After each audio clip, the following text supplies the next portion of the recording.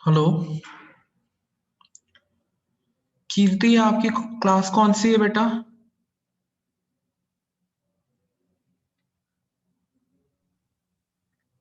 Hello कीर्ति, आपकी class कौन सी है बेटा? Sir, third semester. Lateral entry है बेटा आपकी? हाँ सर। Okay okay. राहुल, ये अभी हेल्थ एंड हाइजीन की क्लास नहीं है बेटा, हेल्थ एंड हाइजीन की क्लास 1 बजे से है।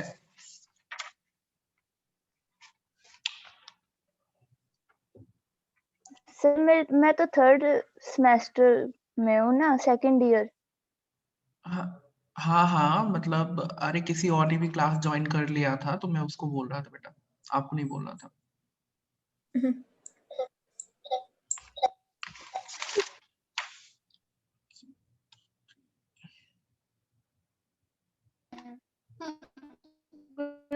Good afternoon good afternoon, good afternoon. कैसे हो बेटा? सर। बढ़िया सर। मैं भी ठीक हूँ।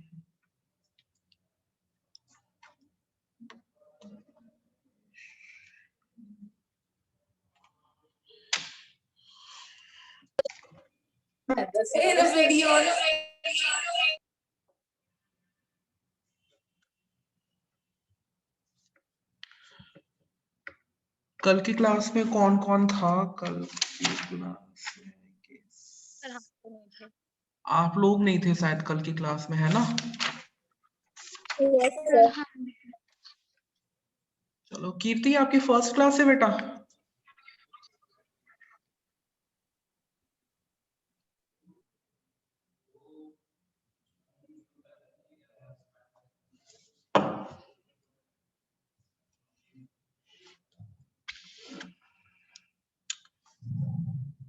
चलो, तो कल हम लोगों ने डिस्कस किया था about the preparation of blood smear. Fine. अब सिंस आप लोग कल के क्लास में थे नहीं तो मैं एक बार फिर से रिवाइज करा देता हूँ कल का जो हमने किया था, ब्रीफ सा। ठीक है। तो कल हमने डिस्कस किया था about the preparation of blood smear. ठीक है, ब्लड स्मेयर या फिर ब्लड फिल्म और पेरिफेरल ब्लड स्मेयर। ठीक है बेटा, ये तीनों टर्म्स सेम ही है। फाइन। तो अगर आपके एग्जाम में आता है राइट अबाउट ब्लड फिल्म और ब्लड स्मेयर और peripheral blood smear, so don't get confused. ठीक है, तीनों एक ही टर्म्स हैं। Yes sir. ठीक है, क्वेश्चन आपको किसी भी तरीके से भी आ सकता है। Blood smear, peripheral blood smear और ब्लड फिल्म। ठीक है। Good afternoon sir. Good afternoon, good afternoon.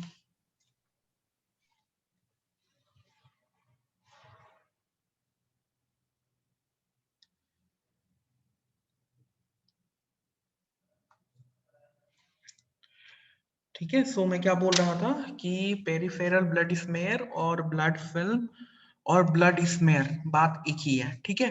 सो कल हमने डिस्कस किया था कि what is the significance of blood smear.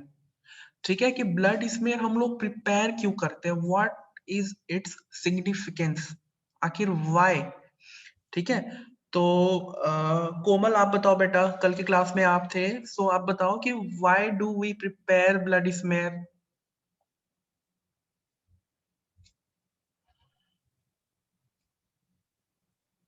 हम ब्लड स्मेयर क्यों प्रिपेयर करते हैं?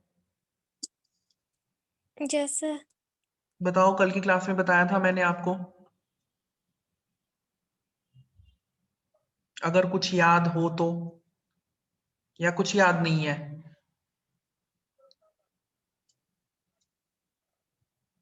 बताओ, एक दो पॉइंट्स तो बताओ।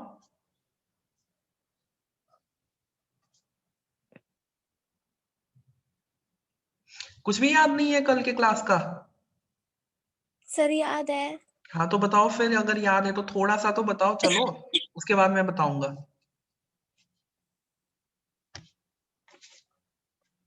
सर बताओ। डायग्नोसिस के लिए। हाँ, डायग्नोसिस के लिए, ठीक है। और यस सर। और क्या पॉइंट्स हो सकती हैं? सर बताओ बताओ।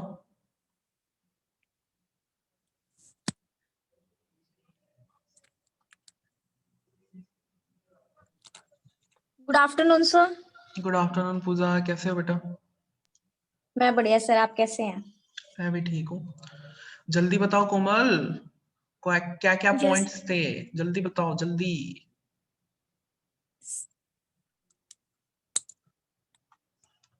चलो सर मैं फिर से एक बार रिवाइज करवा यस देता हूँ कि what is the significance of blood smear, ठीक है? क्योंकि बहुत सारे स्टूडेंट्स हैं जिन्होंने कल की क्लास नहीं लगाई थी, ठीक है? तो मैं ये डिस्कस कर रहा था कि what is the significance of preparation of blood smear. Fine. So yes ये होता है कि हिमेटोलॉजी में there are various haematological investigations, ठीक है? आप जब हिमैट लैब में काम करना स्टार्ट करोगे तो क्या होता है कि there are various haematological investigations, ठीक है? जैसे आपको ब्लड सेल एग्जामिनेशन करना होता है, ठीक है? You have to examine the morphology of the blood cell, ठीक है?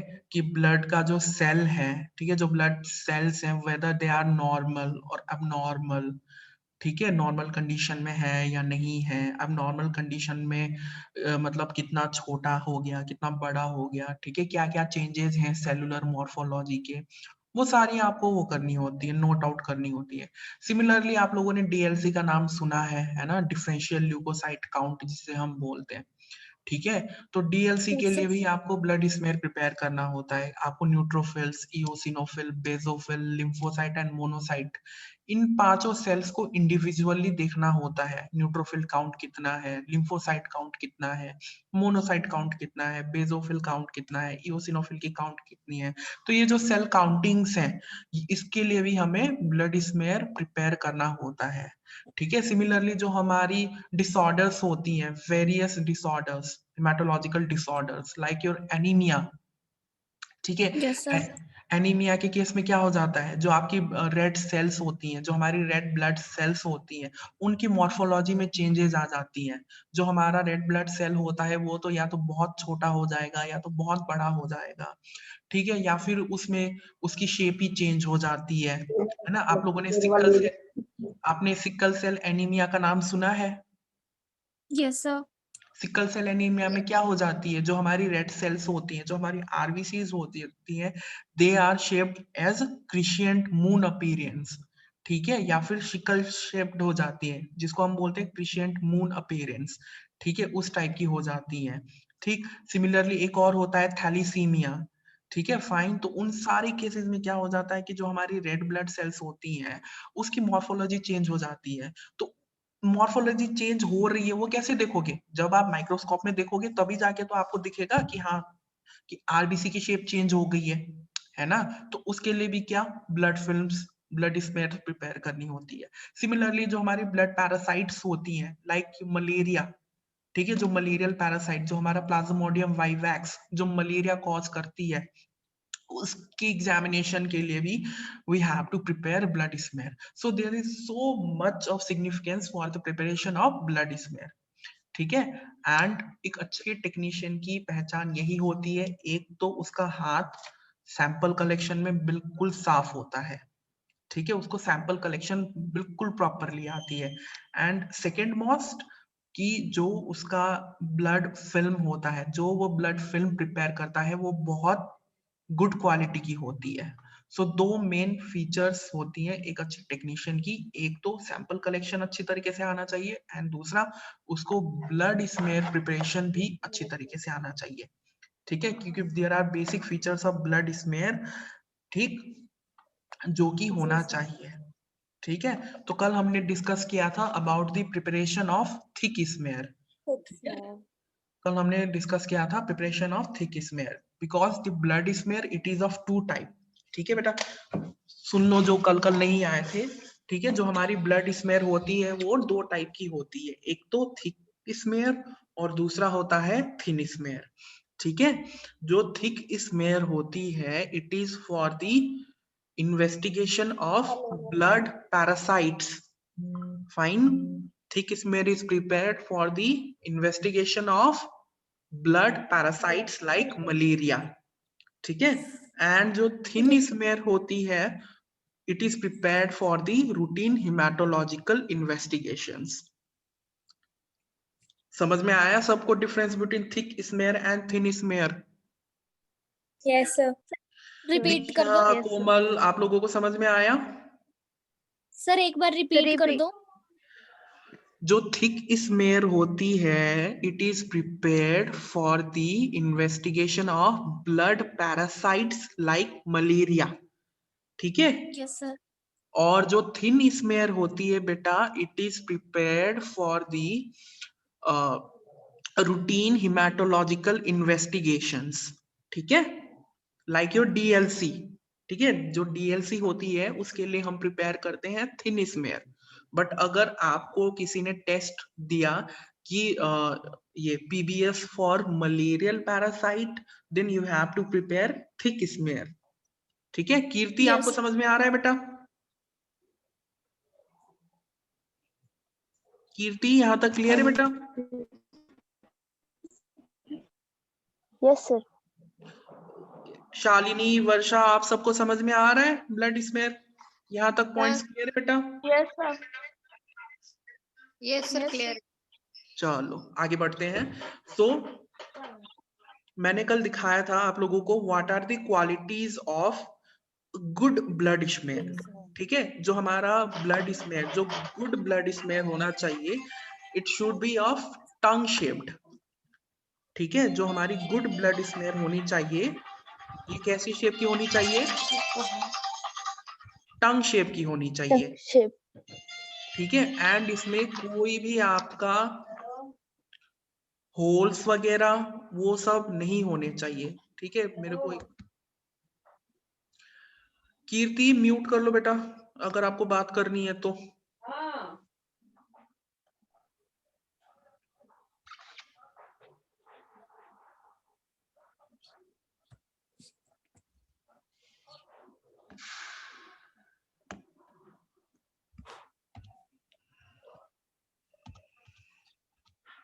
फाइन, सो जो पेरिफेरल ब्लड स्मेयर होती है वो दो टाइप की होती है, मैंने पहले ही बताया, थिक एंड थिन। ठीक है, तो ये जो स्टेप्स आपको दिख रहा है there are 3 basic steps to prepare blood film. ठीक है बेटा, एक तो क्या करोगे, सबसे पहले प्रिपरेशन ऑफ ब्लड स्मेयर, ये बेसिक्स हैं। ठीक है, ये 3 बेसिक स्टेप्स हैं। First you have to prepare the blood smear, then you have to fix that blood smear, and third में क्या होती है, staining of blood smear। it is your basic steps for the preparation of blood film। ठीक है, yes sir.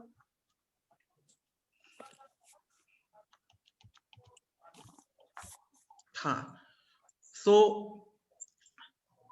ये आपको 2 smear दिख रहे हैं इसमें। ठीक है, दिख रहा है सबको? Yes sir. ठीक है, दिस वन, ये जो ऊपर वाला है this is your bad blood smear.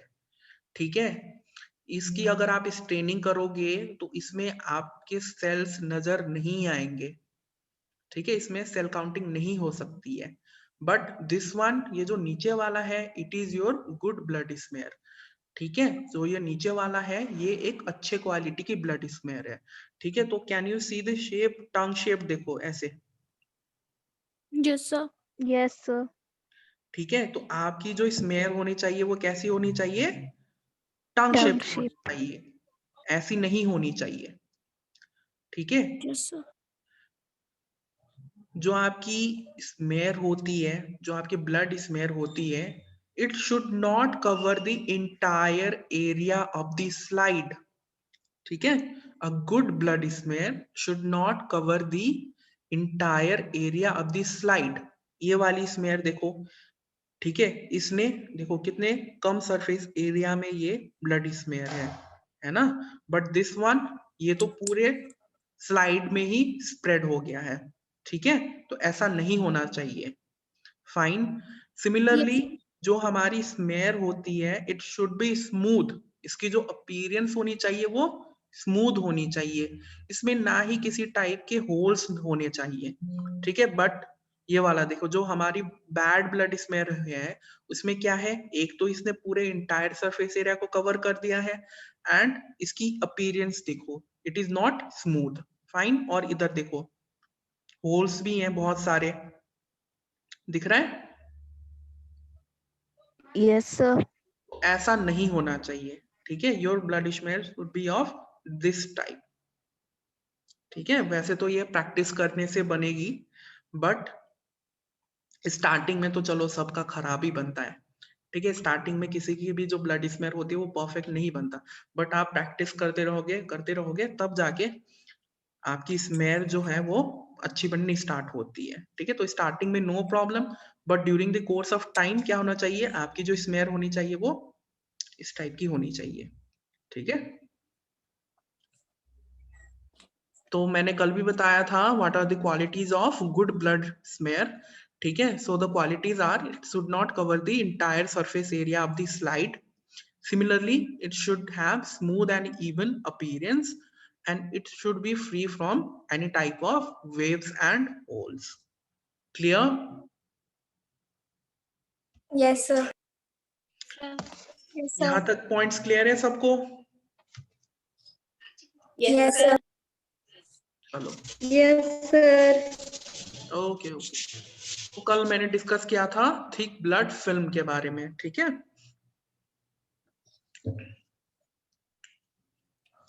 अब थिक ब्लड फिल्म किस लिए होता है? For the detection of blood parasites, ठीक है। Thick blood film is prepared for the detection of blood parasites, ठीक है। Blood parasites like your malaria, ठीक है। मलेरिया का कॉजेटिव एजेंट क्या है, किसी को पता है? मलेरिया कौन कॉज करता है?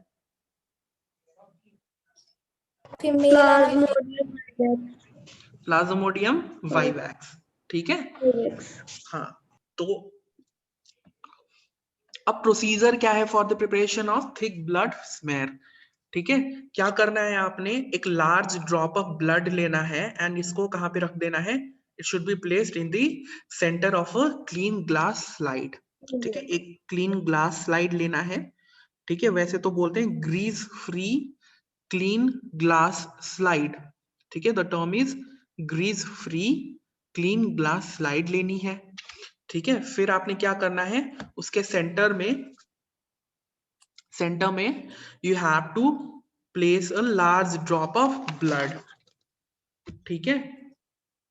फिर उसके बाद क्या करना है, स्प्रेड, ठीक है, spread that drop of blood in the circular area with the help of stick और end of another glass slide, ठीक है। कहने का मतलब ये है कि आपने एक क्लीन ग्लास स्लाइड लेना है, उसके बीच में आपने ड्रॉप ऑफ ब्लड लेना है, मतलब थोड़ा सा ज्यादा ड्रॉप ऑफ ब्लड लेना है, एंड इसको स्प्रेड कर देना है इन दी सर्कुलर मोशन, ठीक।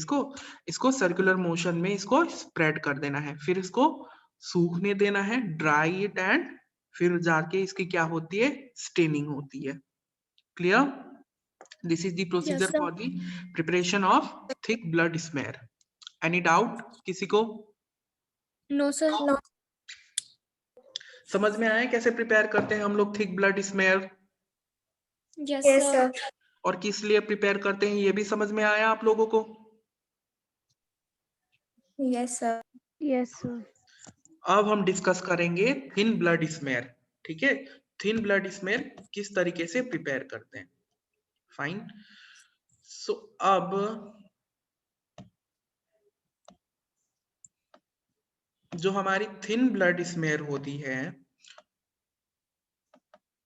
इट इज फॉर दी, किस लिए होती है? For the routine haematological investigation.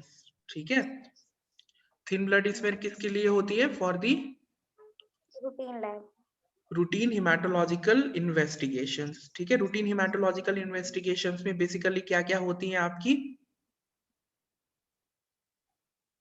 कौन कौन सी होती है बताओ routine haematological investigations? DLC. DLC हाँ जी। काउंट करने के लिए होती है बेसिकली। और सेल्स की मॉर्फोलॉजी। हाँ, और साथ ही साथ एनीमिया, उनके केस में भी हम लोग ब्लड मतलब ये जो हमारी थिन ब्लड स्मेयर है वो प्रिपेयर करते हैं। ठीक है, so what is the procedure for the preparation of thin blood smear? ठीक है, सबसे पहले क्या करना है, आपने एक क्लीन ग्लास स्लाइड लेनी है। ठीक है, फिर एक क्लीन ग्लास स्लाइड लेनी है and a small drop of blood लेना है। ठीक है, क्या करना है, आपने एक ग्रीस फ्री क्लीन स्लाइड लेनी है, फिर आपने drop of small drop of blood लेना है। ठीक है, एंड ये जो आपका दिख रहा है इसको हम क्या बोलते हैं? स्प्रेडर। ठीक है, this is known as your spreader. ठीक है, जो स्प्रेडर होनी चाहिए, स्प्रेडर की क्वालिटी क्या होनी चाहिए? आप वही स्लाइड लेना, ठीक है, वो ग्लास ये लेना, ग्लास स्लाइड लेना जिसकी सरफेस स्मूथ होनी चाहिए। ठीक है, स्प्रेडर की जो सरफेस होनी चाहिए वो बिल्कुल स्मूथ होनी चाहिए। ये नहीं कि कोई टूटा फूटा आपने ग्लास स्लाइड ले लिया उससे स्प्रेड कर दिया, नहीं, ऐसा नहीं होना चाहिए। जो आप स्लाइड यूज करोगे एज अ स्प्रेडर, उसकी जो ये एजेस होती हैं वो बिल्कुल स्मूथ होनी चाहिए। ठीक है, उसमें ना ही कोई मतलब वो ये टूटा फूटा नहीं होना चाहिए। ठीक है, या फिर अनइवन सरफेस वाली स्प्रेडर नहीं लेना चाहिए। ठीक है, फिर उसके बाद क्या करना है, आपने सेकंड में आपने ब्लड रख लिया इस पे, और ड्रॉप ऑफ ब्लड। ठीक है, फाइन। फिर उसके बाद स्प्रेडर को इस ड्रॉप ऑफ ब्लड के साथ कांटेक्ट में रखना है। ठीक है, इसके साथ इसको कांटेक्ट में रखना है एंड इस ड्रॉप ऑफ ब्लड को स्प्रेड होने देना है। ठीक है, सेकेंड स्टेप क्लियर है यहां तक? क्या किया, स्प्रेडर लिया और यस सर। इस ड्रॉप ऑफ ब्लड को स्प्रेड होने देना है। ठीक है, which it will spread by the capillary action of the blood. ठीक है, by the capillary action of the blood, this drop of blood will spread along the side of this spreader. ठीक है, fine. फिर third में क्या करना है आपने, by maintaining the contact, आपने in a one motion इस स्प्रेडर को आगे की तरफ कर देना है। क्लियर? एक ही मोशन में, ये नहीं कि रुक रुक के। सबसे पहले क्या किया, एक क्लीन ग्लास स्लाइड लिया और a drop of blood is placed. ठीक है, फिर आपने क्या करना है, स्प्रेडर लेना है with your smooth surface and इसको ड्रॉप ऑफ ब्लड के साथ कांटेक्ट में रखना है। ठीक है, कांटेक्ट में रख के इसको स्प्रेड होने देना है। ठीक है, Yes, sir. And last step with in a one गो। ठीक है, बाय मेंटेनिंग फर्म कांटेक्ट, मतलब with in maintaining firm contact, spreader को आगे की तरफ मूव कर देना है एक ही झटके में। ठीक है, within a one go you have to push the top slide in one motion to produce the smear. Clear? समझ में आया? Yes sir ji. Yes, sir. सबको समझ में आया? Nandini, Varsha, Yes, sir. Yes, sir. Yes, sir. Any doubts? No sir. No.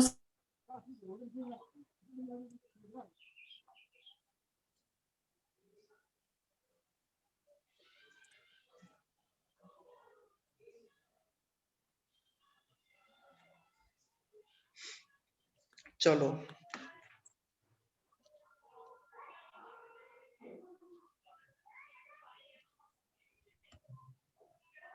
ठीक है। अब what are the parts of thin blood smear? ठीक है, कि क्या क्या पार्ट्स हैं, what are the parts of thin blood smear. ठीक है, the part of thin blood smear, it consists 3 parts: head, body and tail. ठीक है, कौन कौन सी पार्ट्स होती हैं थिन ब्लड स्मेयर की? Head, head, body, body, body tail. Tail. तो ये जो आपको दिख रहा है, this is the head. Head, ठीक है, ये वाला जो आपको दिख रहा है, this is the head. Body is the main part of the blood film and tail, it is the tapering end of the blood film. ठीक है, there are 3 parts of the thin blood film. कौन कौन सी? Head, body and tail. Head is the, it is the portion of the blood film near the drop of the blood. रुको मैं आपको अच्छे से दिखाता हूँ.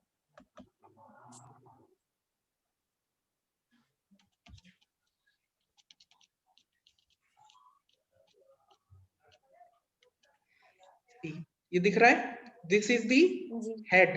हेड, ठीक है, ये क्या है बेटा? ये हेड है. ठीक है, ये जो है Yes, sir. ये क्या है? बॉडी.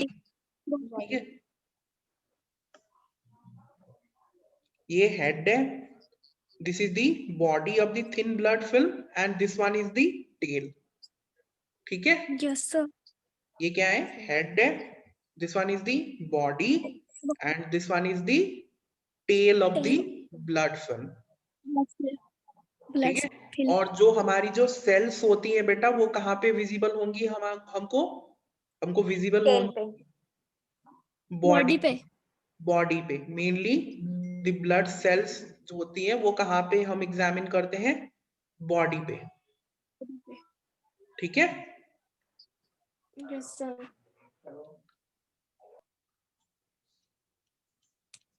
अब ये कुछ एग्जांपल्स हैं ब्लड स्मेयर के. ठीक है, विच आर अनअक्सेप्टेबल, जो कि हम एक्सेप्ट नहीं करते. ठीक है, इस टाइप की भी स्मेयर जो होती है वो भी अनअक्सेप्टेबल है. ठीक है, ये देखो, ऐसा नहीं होना चाहिए आपके स्मेयर्स. दिस, ठीक है, ये कुछ एग्जांपल्स हैं विच आर अनअक्सेप्टेबल. ठीक है, जो कि किसी काम के नहीं है. ठीक है, ना ही आपका स्मेयर जो है, ना ही ऐसा होना चाहिए, ना ही इस टाइप का होना चाहिए.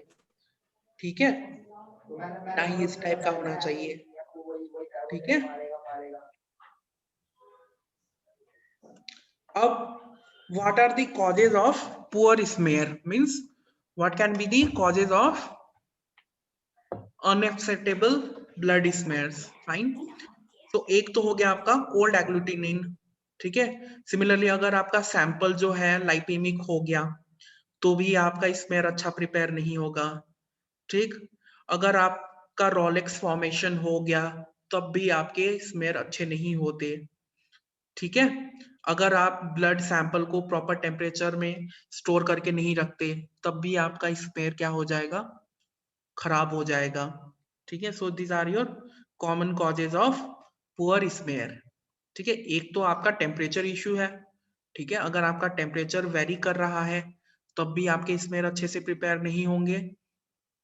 ठीक है, सिमिलरली अगर आपका सैंपल लाइपेमिक है तब भी आपका स्मेयर अच्छी तरीके से प्रिपेयर नहीं होगा. थर्ड, अगर रोलेक्स फॉर्मेशन हो गया तब भी आपका स्मेयर अच्छी तरीके से प्रिपेयर नहीं होगा. फाइन. और एक और, अगर आपकी एंगल की वेरिएशन हो रही है, ठीक है, आपने जो आपका स्प्रेडर होता है उसको प्रॉपर एंगल में प्लेस करना होता है.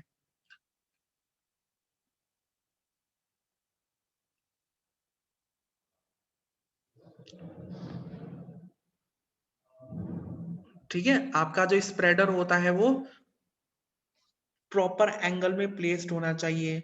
और सिमिलरली आपकी जो ग्लास स्लाइड होनी चाहिए वो भी बहुत क्लीन होनी चाहिए. ठीक है, एंड जो स्प्रेडर होता है उसकी सरफेस भी स्मूथ होनी चाहिए. तो ये सारे फैक्टर्स होते हैं जब हम ब्लड स्मेयर प्रिपेयर करते हैं. ठीक है, ना ही आपका स्प्रेडर, अगर आपका स्प्रेडर भी खराब है तब भी आपका स्मेयर खराब होगा.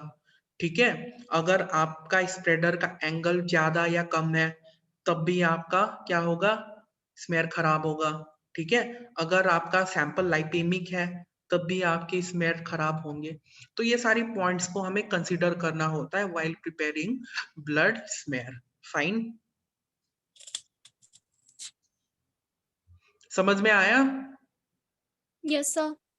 सबको? कोई डाउट है? Yes sir.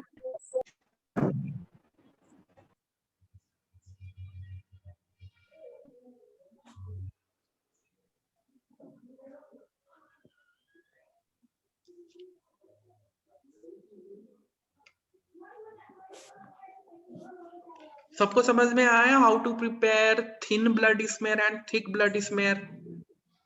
Yes sir. कोई डाउट है तो बताओ बेटा। No, sir.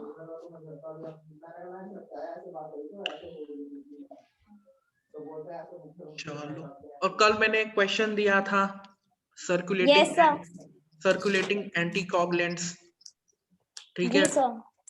बताओ क्या होती है सर्कुलेटिंग एंटीकोगुलेंट्स? सर ये जो थी ना, जो मैंने जो पढ़ा था उसमें ये पढ़ा था, ये जो सर्कुलेटिंग एंटीकोगुलेंट होती है ना, वो एक ऐसी ऑटो एंटीबॉडी होती है जो स्पॉन्टेनियसली डेवलप होती है और फिर जो किसी स्पेसिफिक क्लॉटिंग फैक्टर की एक्टिविटी को डिक्रीज करती हैं, जिससे एक्सेसिव ब्लीडिंग होती है। ठीक है, वो circulating anticoagulants they are the type of auto antibodies. ठीक है, ऑटो एंटीबॉडीज क्या होती हैं? जो अपने आप ही एंटीबॉडीज प्रोड्यूस होती हैं। Auto antibody means against hour one body. ठीक है, हमारी खुद के बॉडी के अगेंस्ट अगर कोई एंटीबॉडी प्रोड्यूस हो रही है तो that antibody is known as auto antibody. ठीक है, auto antibody means the antibody which is produced against our own body. ठीक है, जनरली एंटीबॉडी क्या होती है? They are produced against antigen, है ना? Generally antibodies they act against antigen, but कभी कभी क्या हो जाता है किसी केस में कि जो एंटीबॉडीज होती है वो हमारी खुद की बॉडी के अगेंस्ट प्रोड्यूस हो जाती है, so that antibody is known as auto antibody. ठीक है, so circulating anticoagulants they are auto antibody which are produced against factor 5 and factor 8 clotting factors. ठीक है, जो सर्कुलेटिंग एंटीकोगुलेंट्स है वो किसके अगेंस्ट प्रोड्यूस होती है? जो हमारी क्लॉटिंग फैक्टर 5 है एंड क्लॉटिंग फैक्टर 8 है। ठीक है, फैक्टर 8 एंड फैक्टर 5 उसके अगेंस्ट प्रोड्यूस होने वाली auto antibodies are known as circulating anticoagulants. ठीक है, अब उसके अगेंस्ट प्रोड्यूस होंगी, मतलब सिंपल लैंग्वेज में क्या हो रही है ये? It is produced against clotting factors, so that will lead to. ठीक है, सो अब क्योंकि क्लॉटिंग फैक्टर्स के अगेंस्ट प्रोड्यूस हो रही है ये, ठीक है, तो इसकी वजह से क्या होता है? certain kind of disorders are produced which is known as your bleeding disorder. This will lead to certain kind of disorders which is known as bleeding disorders. ठीक है जी sir, phospholipid bound protein inhibit करना मतलब क्या होता है इसको? इसका क्योंकि जो मैंने पढ़ा था ना उसमें एक और मैंने दूसरी डेफिनेशन जो पढ़ी थी वो ये भी थी कि जो ऑटो एंटीबॉडी होती है वो न्यूट्रलाइज करती है स्पेसिफिक क्लॉटिंग फैक्टर को इन विवो। इसके एग्जांपल थे फैक्टर 8 और फैक्टर 5। और इनहिबिट करती है phospholipid bound protein in vitro.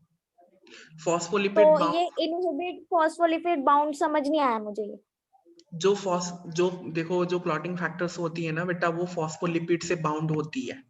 ठीक है, उनका नेचर होता है कि कुछ कुछ क्लॉटिंग फैक्टर्स जो होती हैं वो फॉस्फोलिपिड से बाउंड होती है। ठीक है, फॉस्फोलिपिड समझने के लिए फिर आपको बायोकेमिस्ट्री में जाना पड़ेगा।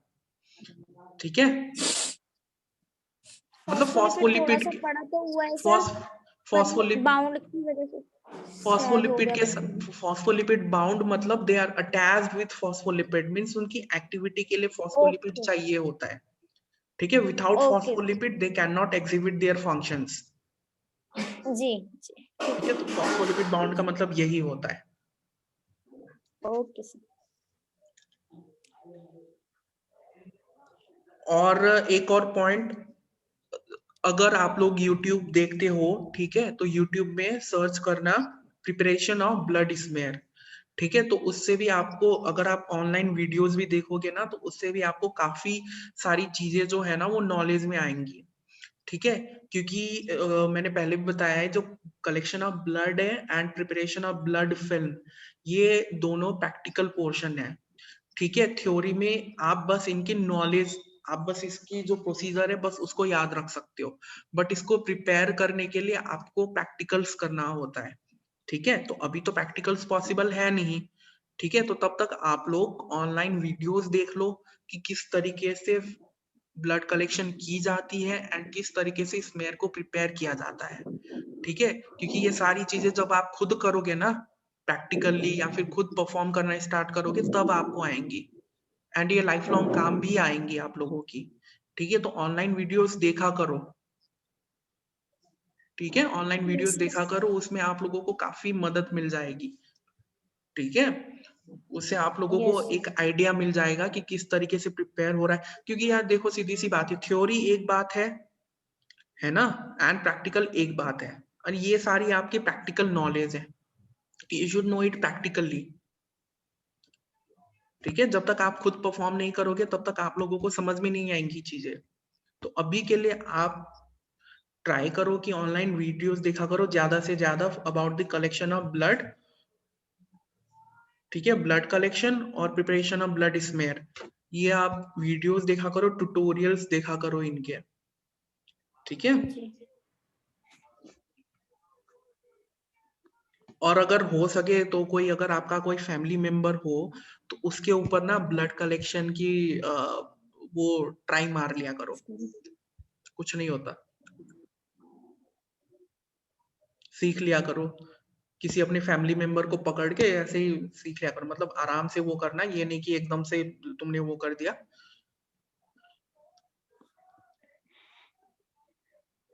आप लोगों के घर के पास कोई लैब वगैरह नहीं है? कोई लैब या फिर कोई हॉस्पिटल वगैरह? सर बहुत दूर है, मार्केट में है। अच्छा, और यस सर। किसी के घर के पास हो तो दे कैन गो, एक बार लैब विजिट कर लिया करो।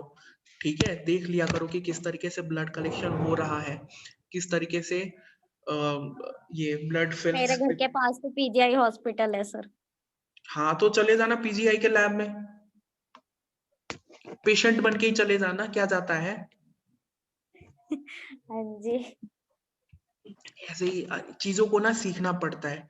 ठीक है, कोई जब आप जाके, जब आप इंटर्नशिप करोगे ना, तब भी आपको आपका हाथ पकड़ पकड़ के ना कोई भी आपको सिखाएगा नहीं, आपको खुद इंटरेस्ट लेना होता है। ठीक है, हम लोग तो ऐसे ही करते थे, हमें भी किसी ने नहीं सिखाया था, हम भी खुद घुस जाते थे कि भाई हमें भी दिखाओ, हमें भी दिखाओ किस तरीके से कर रहे हो। ठीक है, कोई भी आपका हाथ पकड़ पकड़ के आपको करवाएगा नहीं कि बेटा आ तेरे को करवाता हूँ ना, चीजों को खुद सीखनी पड़ती है। Yes sir. तो अगर टाइम लगे तो हॉस्पिटल या फिर लैब में ऐसे ही एज अ विजिटर, है ना, कि किस तरीके से सैंपल कलेक्शन कर रहे हैं, क्योंकि आप जब तक देखोगे नहीं तब तक सीखोगे नहीं। ठीक है, आगे जाके Yes, आपने भी मेडिकल लैब की फील्ड में ही जाना है ना। किसी ने भले ही माइक्रोबायोलॉजी में चले जाएगा, कोई बायोकेमिस्ट्री में चले जाएगा, कोई हिमैट में चला जाएगा, कोई कहीं और चला जाएगा, बट बेसिक्स तो ये सारी चीजें ही हैं। ठीक ना, बेसिक्स जो है वो सैंपल कलेक्शन से ही स्टार्ट होती है। तो एटलीस्ट थोड़ा सा टाइम निकाल के, है ना, भले ही इवनिंग के टाइम पे चले जाना जब पेशेंट कम हो, या फिर जब रश कम होता है तब इवनिंग के टाइम पे चले जाना है। ऐसे ही 10-15 मिनट के लिए कोई पेशेंट आ जाता है तो कैसे ब्लड कलेक्शन हो रहा है वो देख लिया करो, है ना। जी सर। तब जाके आप लोगों को थोड़ी बहुत ये जो प्रैक्टिकल चीजें हैं वो नॉलेज में आनी स्टार्ट होंगी। नहीं तो आप लोग क्या करोगे, बस थ्योरी थ्योरी पढ़ते रहोगे। थ्योरी में तो अच्छे मार्क्स हैं, बट जब आप आगे इंटर्नशिप में जाओगे या फिर जब आप फील्ड में जाओगे तो प्रैक्टिकल नॉलेज तो जीरो है ना। प्रैक्टिकल नॉलेज अपना बनाए यस रखो। सर। ठीक है, Yes, sir. और ऑनलाइन वीडियोस देखा करो, ऑनलाइन ट्यूटोरियल देखा करो।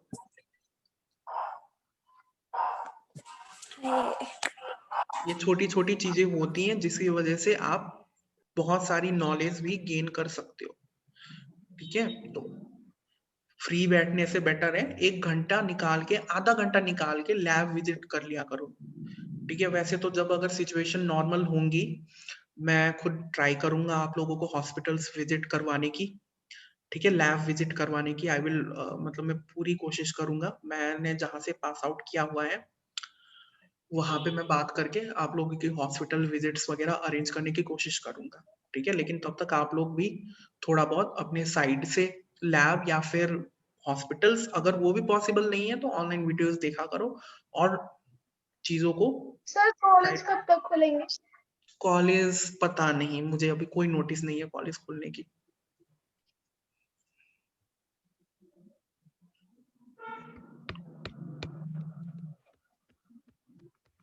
जब खुलेगी तब पता चल जाएगा। सर कल क्लास लगानी है? एक मिनट मेरे को अटेंडेंस लेने दो बेटा। कौन कौन है? कीर्ति है,